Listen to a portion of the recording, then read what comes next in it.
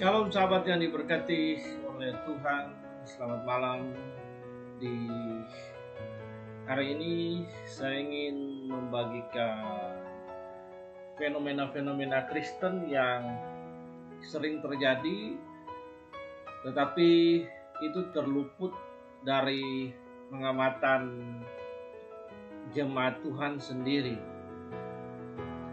Nah, di era milenial ini jemaat Tuhan harus bertumbuh dalam pertama kasih karunia Tuhan, kemudian juga memiliki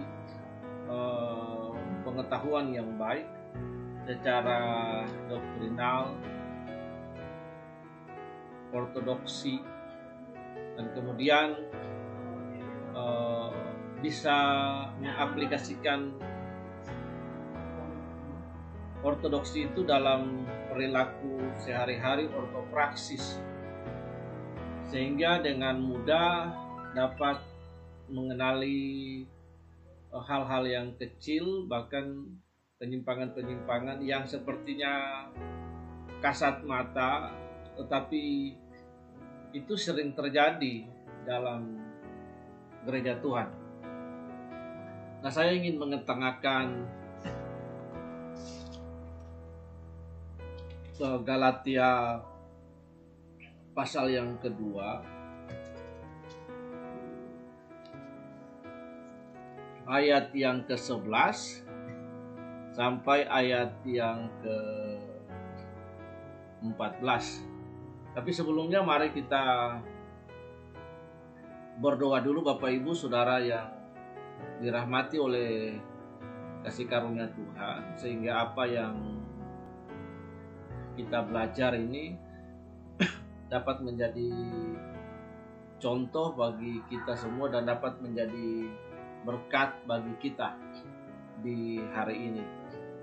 Baik Bapak Ibu, tunduk kepala dan kita bersyukur untuk hari ini. Tuhan, kami bersyukur untuk hari ini. Terima kasih untuk kasih karunia Allah yang hebat atas kami. Kami percaya penyertaan-Mu jauh melampaui segala waktu, musim, dan cuaca. Even until this day, all of us still facing Tuhan the pandemic COVID in this nation, God Jesus. But we thank you, God, for everything that you has done for us in our daily life. Terima kasih Bapa, kami sudah berdoa dan bersyukur. Amin. Nah, sahabat yang diberkati oleh Tuhan Yesus, pembacaan kita hari ini terambil dari dalam Galatia pasal 2. Ya, Galatia pasal 2 itu ayat yang ke-11 sampai ayat yang ke-14. Paulus bertentangan dengan Petrus.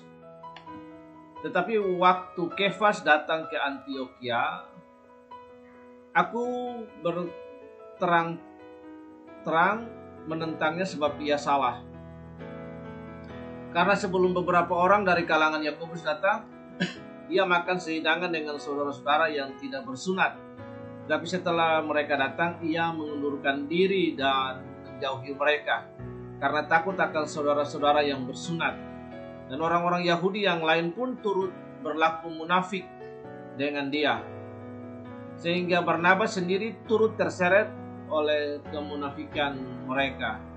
Tetapi waktu kulihat bahwa kelakuan mereka itu tidak sesuai dengan kebenaran Injil, aku berkata kepada Kefas di hadapan mereka semua, jika engkau seorang Yahudi secara kafir dan bukan secara Yahudi,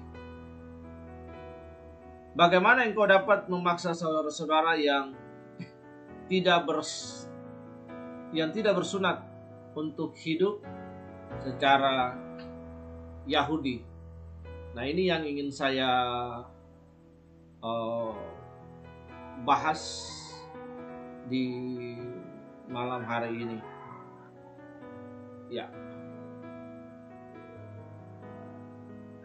Hari ini saya menulis sebuah status tepatnya 11 jam yang lalu. Nah, bunyinya seperti ini.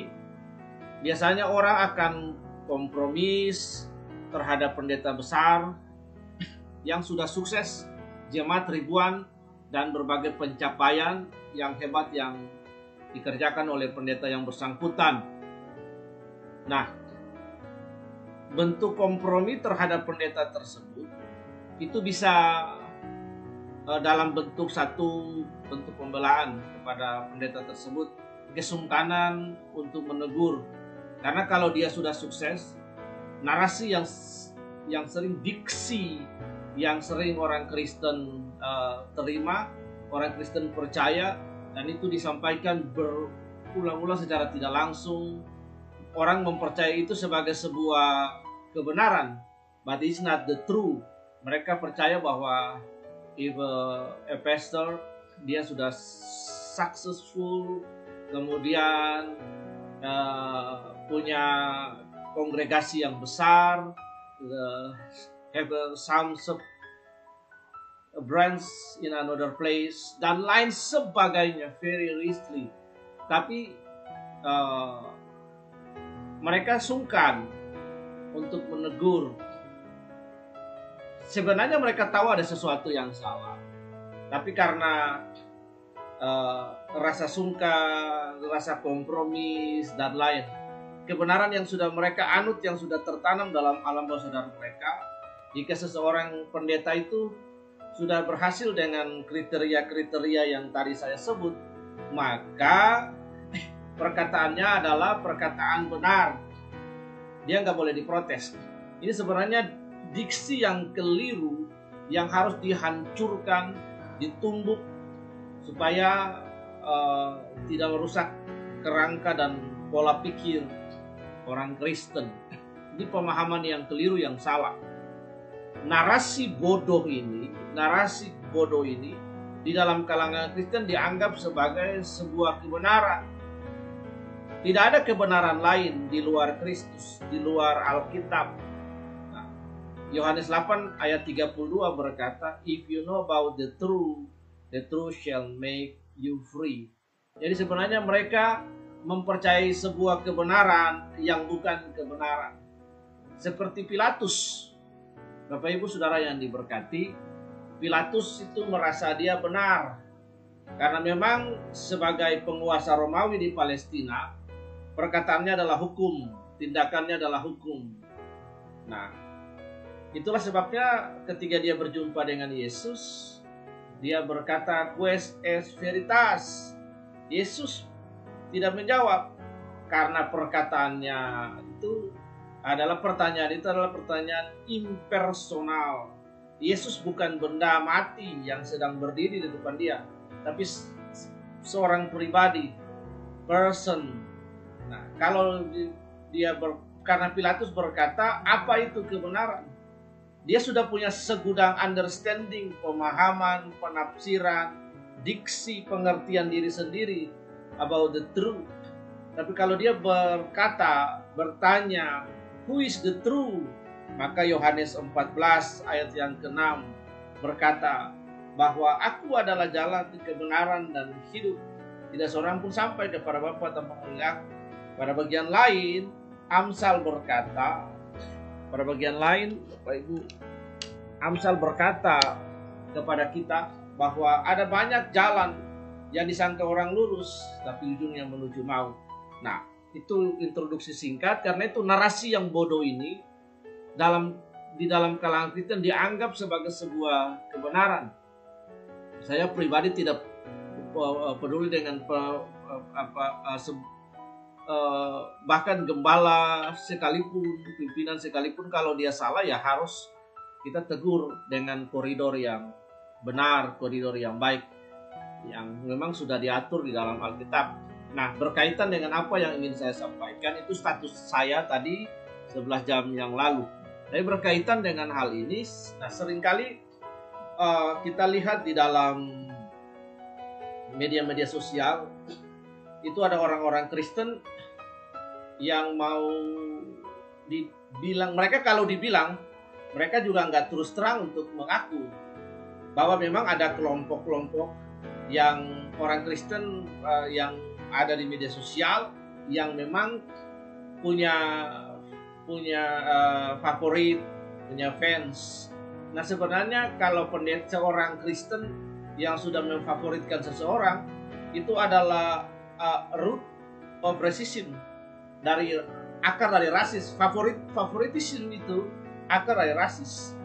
Nah, karena itu pada bagian lain Alkitab juga berkata bahwa di antara kamu ada yang membuat kelompok golongan Paulus, golongan Apolos, dan golongan itu realita juga yang ada sampai hari ini.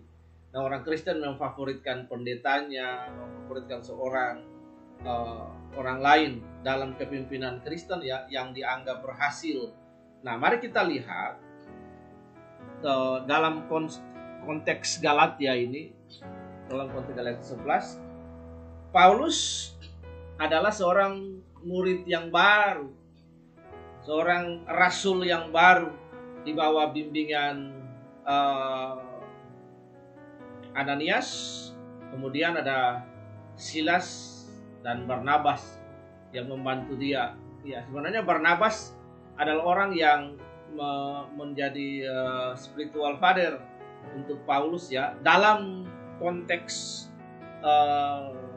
gereja perdana. Ya.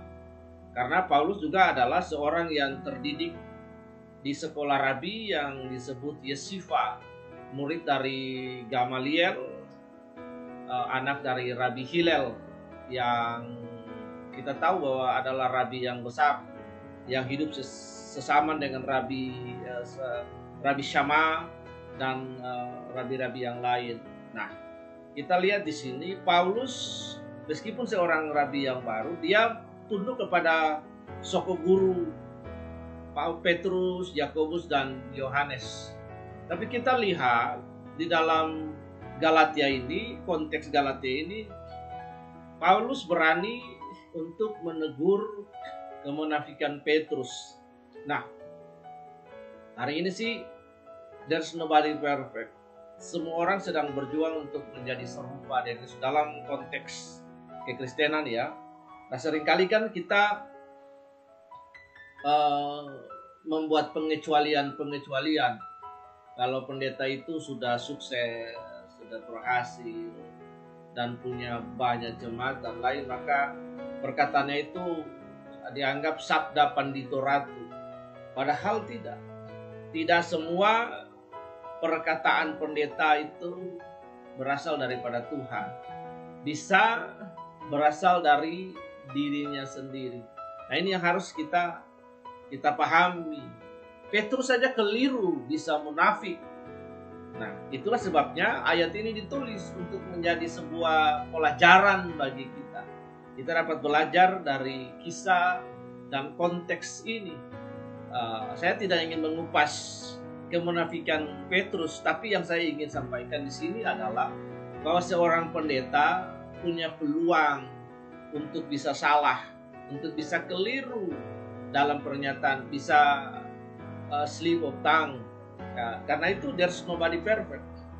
Semua kita sedang menuju kepada kesempurnaan, sedang berjuang untuk kesempurnaan. Karena itu penting bagi kita belajar daripada kebenaran ini, di mana Paulus menegur Petrus. Di situ dikatakan, tetapi waktu kulihat bahwa kelakuan mereka tidak sesuai dengan kebenaran Injil, aku menegur mereka. Nah, ini penting sekali. Kalau ada pendeta hamba Tuhan yang tidak tertib hidup menurut kebenaran Injil, maka berdasarkan konteks Galatia ini, kita bisa menegur mereka. Nah, ada banyak hamba Tuhan dan orang Kristen juga yang seringkali berdalih kalau seorang pendeta yang mungkin saja menjadi favorit mereka, yang mereka menjadi follower dari pendeta terkenal tersebut. Nah, ketika ada pengajaran mereka yang dikritisi, maka mereka seringkali menggunakan diksi ini, yaitu bahwa apakah engkau sudah sukses seperti dia? Apakah engkau sudah berhasil seperti dia? Jemaat ribuan. berapa banyak sih jemaatmu, apa pelayananmu, dan lain sebagainya. Pelayanan itu menjadi ukuran. Pada konteks ini tidak ada hal-hal seperti itu. Paulus menegur, dia seorang yang baru. Kalau seorang terpelajar dalam kitab Taurat, ya dia adalah rabi, dia adalah raban. Tetapi dalam konteks gereja perdana, Paulus harus menundukkan diri juga kepada dan mengakui otoritas kerasulan yang ada pada murid-murid, ke-12 murid. 3 diantaranya adalah soko guru, Petrus, Yohanes, dan Yakobus. Tetapi kita melihat Paulus tidak punya masalah pribadi. Dia tidak punya masalah pribadi dengan Petrus. Dia melandaskan tegurannya itu kepada kebenaran Injil. Nah, pada saat kita memberikan kritikan yang instruktif, membangun kepada orang lain, di saat yang bersamaan kita juga harus siap sedia membuka hati kita untuk menerima kritik yang sama yang orang lain bisa tujukan kepada kita berkaitan dengan mungkin kesalahan kita, kekeliruan kita. Nah, ini yang harus kita belajar. Pada bagian lain, Paulus juga berseberangan dengan Barnabas, di mana kemenakannya Barnabas ini yang bernama Yohanes Markus tidak serius dalam pelayanan, bermain dalam pelayanan, tidak punya komitmen dalam pelayanan. Akhirnya Paulus memutuskan untuk tidak mengajak Yohanes Markus dalam pelayanan. Nah, konsekuensi dari keputusan Paulus itu, maka dia pisah hubungan kongsi pelayanan itu dengan Barnabas. Tetapi tidak membuat mereka menjadi dendam dan marah. Ini prinsip kebenaran. Lalu dia mendapatkan rekan yang baru, yaitu Silas. Nah, ini penting. Tidak ada urusan pribadi, dendam, marah di situ, jengkel. Ada ketiga orang lain memberikan masukan kepada kita berkaitan dengan attitude kita, berkaitan dengan ortodoksi kita, pemahaman kita, attitude kita dalam pelayanan. Paulus menggunakan kata di situ adalah bahwa kelakuan mereka itu tidak sesuai dengan kebenaran Injil. Karena itu kita sebagai orang Kristen, ketika kita mungkin melihat memimpin kita, gembala kita, pertama gunakanlah koridor yang sesuai dengan etika Alkitab yang mengajar bahwa tegurlah para pemimpin 4 mata. Datang, ajak ketemuan, lalu sampaikan keberatan-keberatan kita. Jika kita menemukan bahwa kelakuannya, karakternya itu tidak sesuai dengan pengajaran, sesuai dengan kebenaran Injil. Yang di sini yang dimaksudkan adalah kemunafikan yang ditunjukkan oleh Petrus. Kelakuan Petrus itu, yang munafik itu akhirnya menyeret orang lain untuk berdosa. Karena munafik ini dia tersebar sangat cepat. Dosa munafik ini dia mengkamirkan seluruh jemaat. Ya, kalau gembala munafik ya turun ke bawah juga jemaat munafik. Nah, karena itu kita harus belajar untuk menggunakan kisah ini menjadi kebenaran, menggunakan ayat ini sebagai sebuah landasan bagi kita untuk berdiri kokoh, teguh, berpegang kepada kebenaran Injil. Jadi ketika kita melakukan nasihat kepada orang lain, kritik kepada orang lain, yang dalam konteks saya adalah saya menggunakan perikop ini, konteks ini untuk juga melakukan koreksi, tentunya dengan etika, tidak argumentum ad hominem kepada seorang pendeta. Saya menggunakan hal yang instruktif, yang membangun. Puji Tuhan kalau dia terima. Karena yang saya lakukan itu saya melandaskan pada kebenaran Injil. Saya mengikuti seorang pendeta besar, mengikuti bukan memuja dia, bukan menjadikan dia favoritisme juga, tidak sama sekali. Tetapi pengajaran-pengajarannya, pengetahuannya yang luas dan lain sebagainya, dedikasinya dalam bidang penginjilan, pengajaran, itu bagi saya itu luar biasa, karya Tuhan dalam hidupnya. Dia berdiri pada kebenaran untuk mengkonfrontasi seorang hamba Tuhan yang lain yang di tengah-tengah COVID disuruh Tuhan untuk menghardi COVID. Nah, tapi COVID tidak berhenti, justru merajalela. Dan dalam kelompok pendeta tersebut ini ada beberapa pendeta di bawah dia yang meninggal. Ya, saya setuju dengan pendeta yang saya maksud ini, yang menegur pendeta yang menengking COVID. Karena dia menggunakan prinsip ini. Nah, pada lain kesempatan, pendeta tersebut menggunakan mimbarnya untuk mengkomunikasikan hal-hal yang bagi saya itu bukan bagian dari tugasnya dan panggilannya sebagai seorang hamba Tuhan. Untuk harusnya dia mengkomunikasikan berita Injil. Nah, dari mimbar itu, tapi menggunakan mimbar itu untuk 30 menit lebih untuk menyampaikan ya semacam orasi politik lah. Bagi saya, menurut saya, berdasarkan konteks ini, maka saya menegur dengan instruktif yang membangun, dengan etika. Saya tidak menggunakan argumentum ad hominem untuk menyerang dia. Jadi ada postingan-postingan saya tersebut di media sosial yang dapat dilihat. Nah, karena itu Bapak Ibu Saudara yang dirahmati oleh kasih karunia, hati-hati sekali dengan sikap favoritisme, pendeta favorit, pelayan favorit, dan lain sebagainya.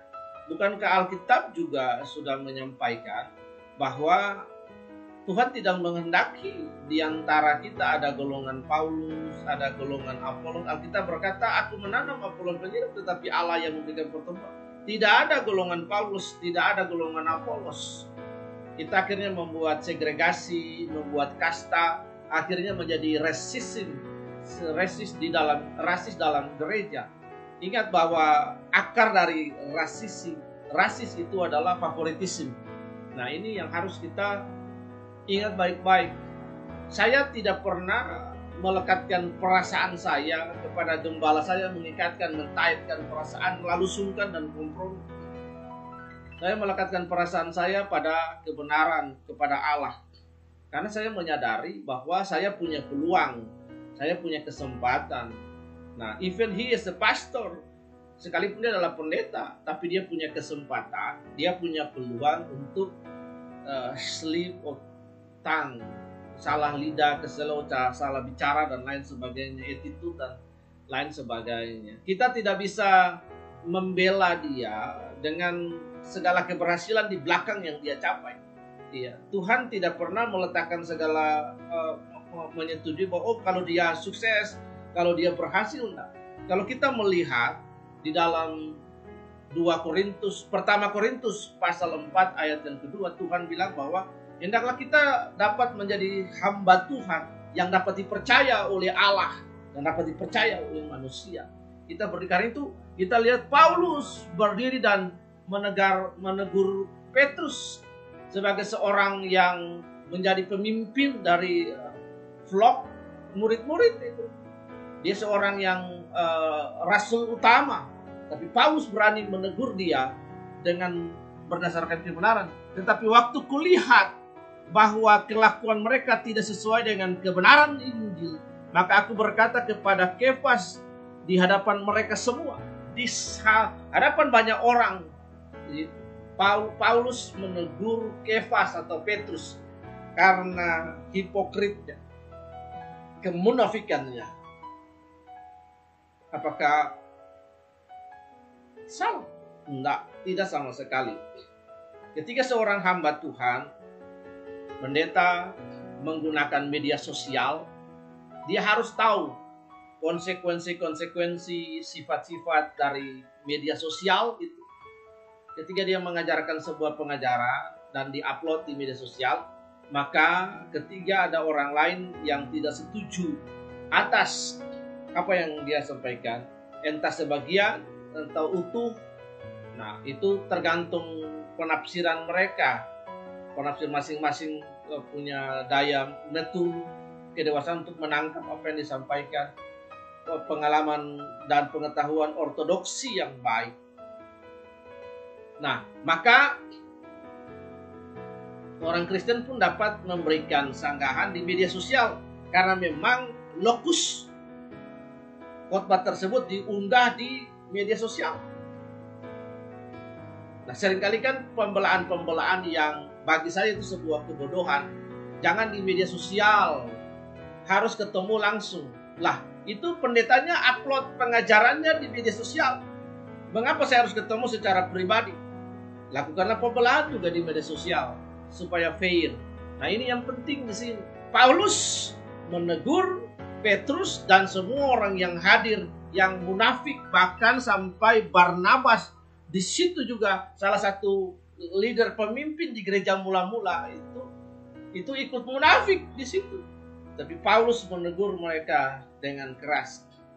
Biarkanlah hal ini menjadi sebuah relasi sintaktis bagi kita untuk juga berlaku hal yang sama di dunia sosial hari ini, khususnya berkaitan dengan kekristenan dalam hal menegur ada kekeliruan dan kesalahan yang dilakukan oleh hamba Tuhan yang lain ketika dia mengupload pengajarannya di media sosial. Ini penting sekali bagi kita. Nah, ada banyak jemaat yang tidak mengerti tentang hal ini, segi-segi dan lain sebagainya berkaitan dengan dunia sosial dalam konteks kekristenan. Nah, ini yang harus kita pahami dengan baik. Jadi kita harus belajar supaya kita tidak gampang ditipu secara sistematis, masif, dan terstruktur. Nah, ini kan dia sangat tipis sekali untuk kita bisa membedakan hal ini dari mimbar gereja. Karena itu sebagai orang Kristen yang dewasa, jangan pernah kita membawa perasaan kita, menggantungkan kedewasaan rohani kita, menggantungkan pilihan kita, pemahaman kita, keputusan dan pilihan-pilihan kita, kedewasaan kita kepada pribadi seorang gembala. Nah, kita bersyukur dia dapat mendidik kita, dia dapat mengajar kita. Tapi yang penting adalah semua kita tertuju kepada Kristus. Karena Bapak Ibu Saudara yang dikasihi oleh Tuhan, objek ibadah kita itu Kristus Yesus. Bukan kepada gembala, bukan kepada orang lain.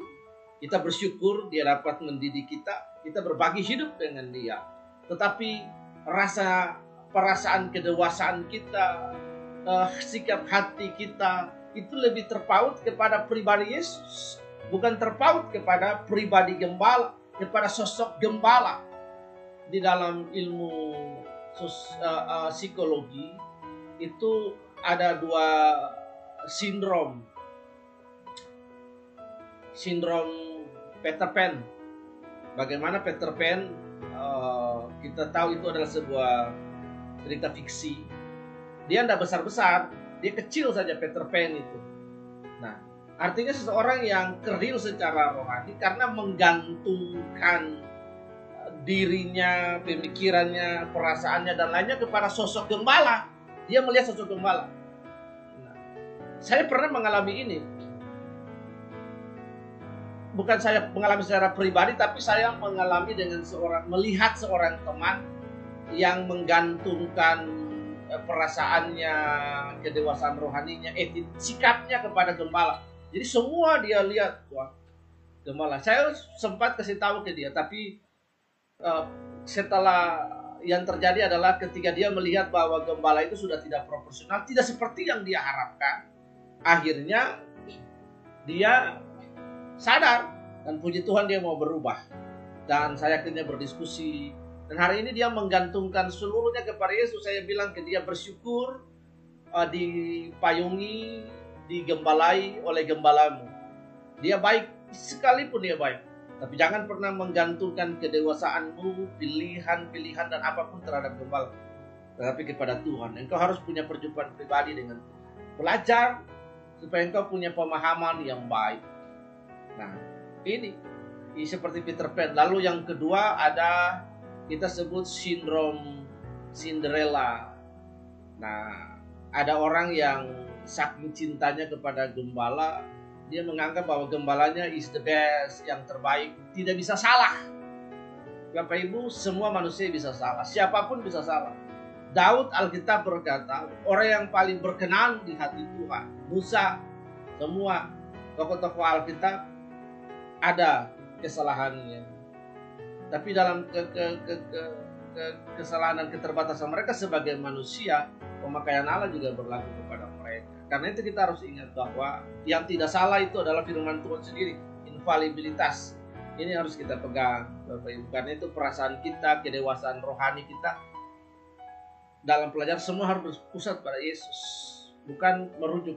Karena kita akan menjadi serupa Yesus, ya, imitator of Jesus. Nah, ini yang harus kita belajar, Bapak Ibu Saudara yang dirahmati oleh kasih karunia Tuhan. Ini yang ingin saya ajarkan bagi kita. Tuhan memberkati kita bertumbuh ke arah serupa Yesus. Saya mengajarkan anak-anak rohani, adik-adik rohani, seberapa jemaat yang Tuhan percayakan untuk tidak menggantungkan keputusan mereka, pilihan-pilihan. Saya mengarahkan mereka, dari mereka yang buat pilihan dalam hidup mereka. Harus belajar, learn how to make decision for your own self, not me. Itu yang saya ajarkan kepada mereka. Buat pilihan, buat keputusan. Try to have experience with God. Bagaimana engkau punya pengalaman hidup dengan Tuhan. Pengalaman hidup membuat kamu dewasa, buat pilihan keputusan yang tepat. Bukan menggantungkan semuanya kepada seorang gembala. Saya hanya jadi tutor mentalitasmu, emosimu, dan lain sebagainya. Harus dibawa kepada pribadi Kristus Yesus, bertumbuh dalam berjumpa mengenal Allah dalam berbagai pergumulan hidup. Tidak semua engkau letakkan pada gembala. Akhirnya kita jadi buta, seperti menggunakan kacamata kuda. Lalu kita, karena sudah favorit, kita membela berlebihan. Akhirnya berujung kepada kultus. Tidak boleh ada kultus dalam hidup ini. Only Jesus. Hanya Yesus yang kita sembah di dalam hidup ini. Ini hal-hal yang ingin saya sampaikan. Tuhan Yesus memberkati kita. Haleluya. Mari kita berdoa. Tuhan Yesus, ajar kami Tuhan bahwa hanya kepada Engkaulah kami beribadah dan berbakti. Ketika Yesus berhadapan dengan iblis di dalam Matius pasal 4, dia berkata bahwa hanya kepada Allah saja Engkau menyembah. Kami hanya menyembah kepada Tuhan yang satu, yang Esa itu. Kami bersyukur dalam nama Tuhan Yesus. Untuk malam hari ini berkati kami semua. Apapun yang kami